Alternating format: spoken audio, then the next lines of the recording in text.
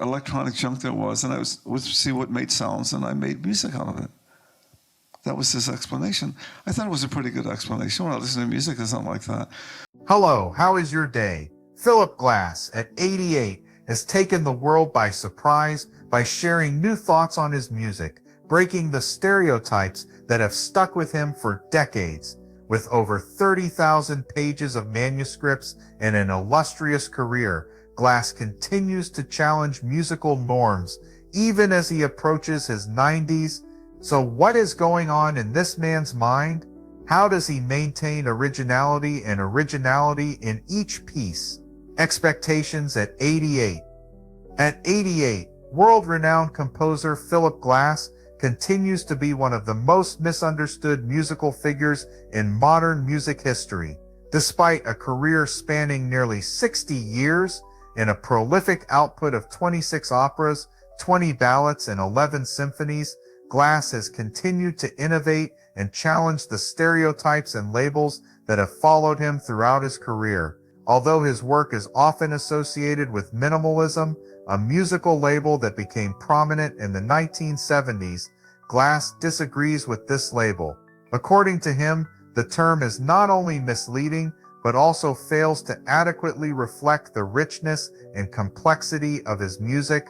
Philip Glass has not hesitated to express his frustration with the way the public and critics have labeled his music minimalistic. In a recent interview, he made it clear the problem is that no one is minimalist today. That's music we wrote in the 1970s. It's over 30 years old. Glass's bold statement is not a denial of the evolution of music, but a call to break free from the stereotypes that have long been associated with him. Glass has repeatedly explained that rather than being minimalistic, his music is repetitive music with complex patterns that are not simplifications, but rather a process of repetition that evolves and develops, creating new layers of meaning with each repetition. Essentially, Glass sees music not as an art form to be enjoyed, but as a language that expresses the complex interplay between musical elements, emotions, and time. He rejects the rigid criticism that his works lack depth or are all style and no substance, a view once expressed by the famous composer Ned Rorem. Glass believes that those who criticize him in this way simply do not understand the message he is trying to convey through his music. One of the biggest misconceptions about Glass's music is a lack of understanding of his compositional process and the musical principles he uses. Glass has not only studied Western classical composers such as Nadia Boulanger, but has also drawn inspiration from traditional Indian and African music. He has spent years developing a distinct musical system, drawing inspiration from these diverse and profound musical cultures. This combination is not an improvisation, but the result of a process of serious study and research, creating a distinct musical language that Glass is proud of.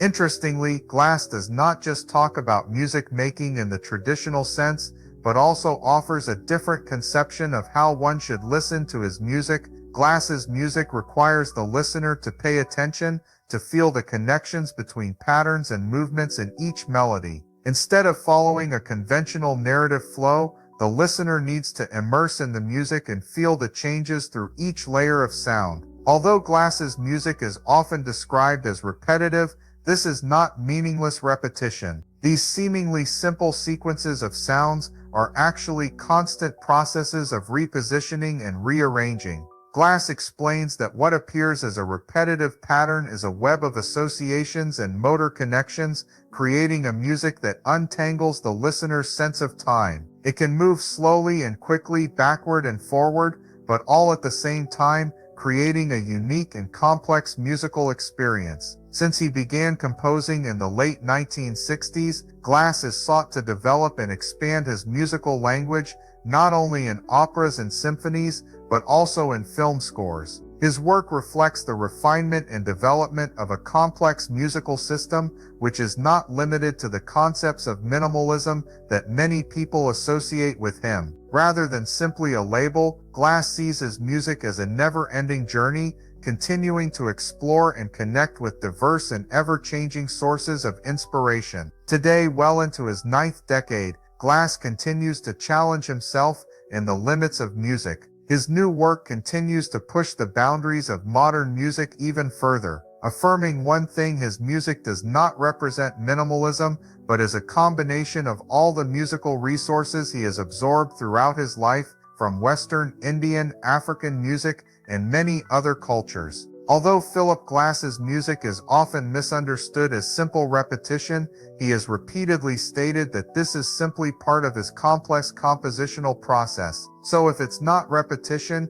what exactly is Glass's music? Music was never about repetition. Throughout his career, Philip Glass has been mischaracterized as simply a composer obsessed with repetition. Yet according to Glass himself, this overlooks the deeper intent of his compositional approach. In a 2008 interview, the composer revealed his long-standing frustration with superficial interpretations of his work, stating that people mistakenly called it the needle stuck in the groove music. Contrary to popular belief, Glass never embraced the term minimalist. Instead, he consistently described his compositions as music with repetitive structures. This distinction is crucial. As he explained, events happen in the music, but rather more slowly than you're used to. So it was like taking a microscope and looking at something very close up, and you'll see things that you never would have seen before. Within these structures, Glass was not merely repeating notes mindlessly, rather he was manipulating time itself. That happens to music when you slow down the rate of change. The music isn't slow, but the rate of change is slow, he noted. His approach creates what his website describes as a sort of sonic weather that twists, turns, surrounds, develops. Specifically, Glass employed repetition as a foundation for gradual transformation. Through slight modifications to repeated phrases, listeners perceive subtle yet meaningful development over time. As one analysis points out, the composer uses repetition of specific gestures to mark regularly recurring structural points, which affects the way a listener groups musical structures. The emotional impact of this technique is profound. Glass himself described the effect as a buoyancy that we experience that is both addictive and attractive and attains a high emotional level. Far from monotonous, his compositions build momentum that pulls us forward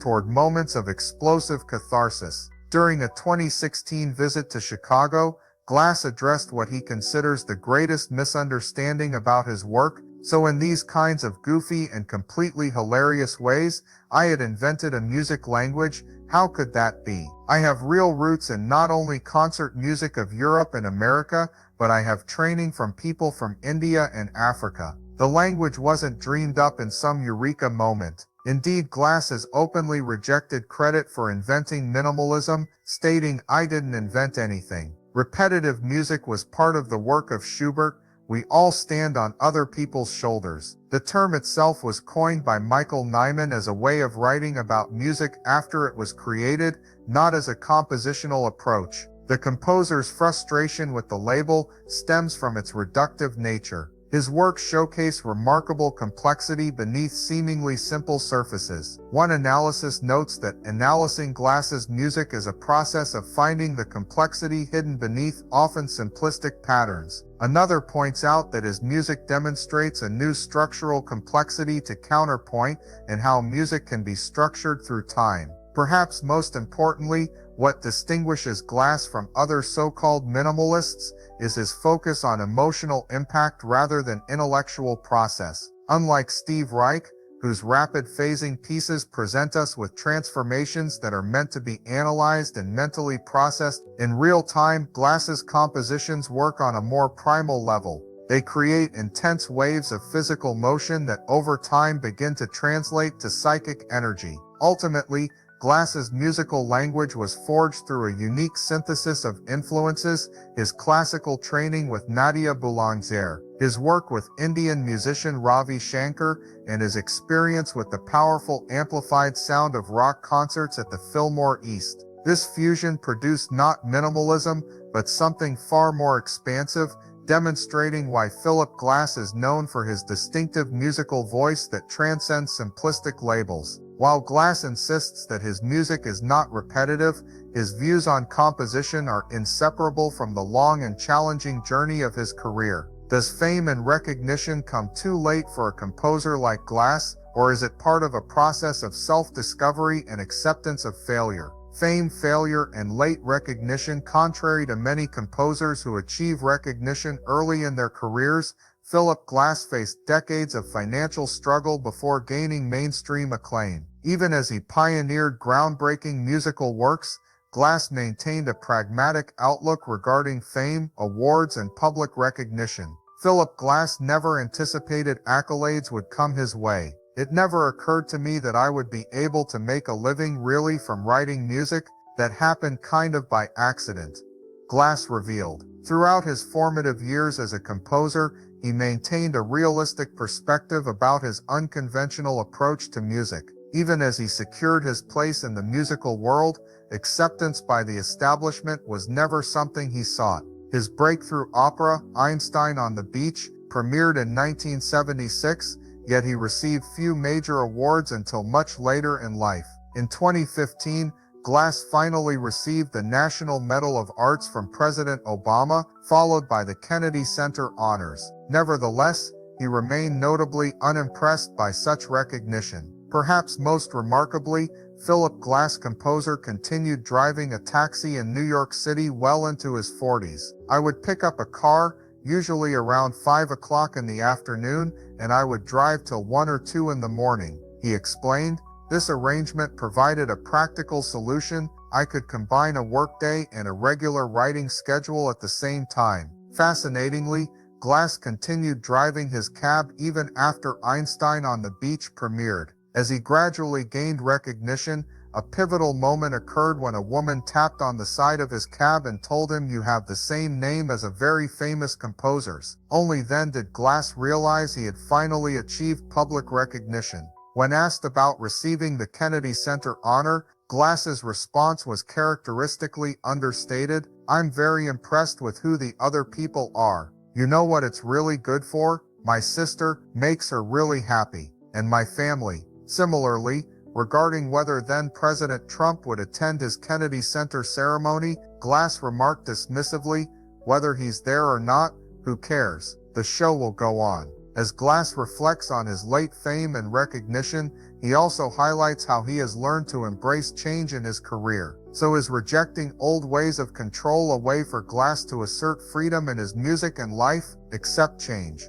Even as he approaches 90, Philip Glass remains focused on creation rather than historical judgment. Unlike many celebrated composers, Glass shows remarkable indifference toward how posterity will evaluate his extensive body of work. "I'm pragmatic," Glass stated plainly when asked about his legacy. "I don't know what's going to happen in 10 years. We don't even get to know what's going to happen after someone dies. We need to wait until everyone who knew them is dead too." When pressed further about his musical footprint, his response was characteristically direct. "I won't be around for all that. It doesn't matter." Furthermore, Glass reframes the concept of legacy entirely, focusing on lineage over personal immortality. "I'm more and more coming to the idea that it's the lineage and the connection to the past and the connection to the future that is the real connection. Everything else, I think, is kind of imaginary." For him, artistic meaning comes from how one connects to both musical ancestors and descendants. The future is in our children.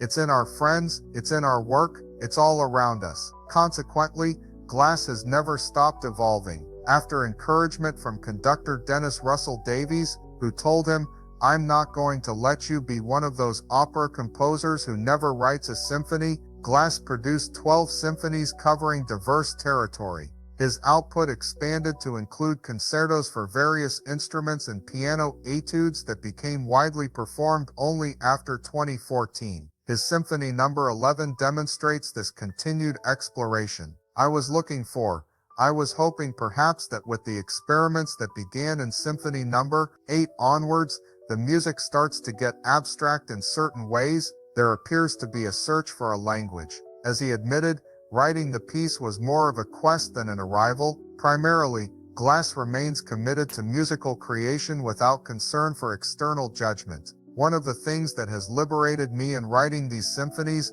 is that I don't care what anyone thinks. I'm just interested in what I'm interested in. This attitude explains why Philip Glass, composer, continues producing work at a remarkable pace. His recent projects include his first piano sonata, premiered in July 2019, and a darkly comic, slyly poignant short opera based on an absurdist play by Maria Terrain Fornes. Additionally, he plans to write Symphony Number 12, noting, "When I start a symphony, I don't know what's going to happen. It's like being invited to a dinner not knowing what clothes to wear." Philip Glass has said that he is not concerned with the judgment of future generations, but rather focuses on the creative process and connecting with the past and the future. What do you think of this? Should artists live by what they feel passionate about instead of worrying about their legacy?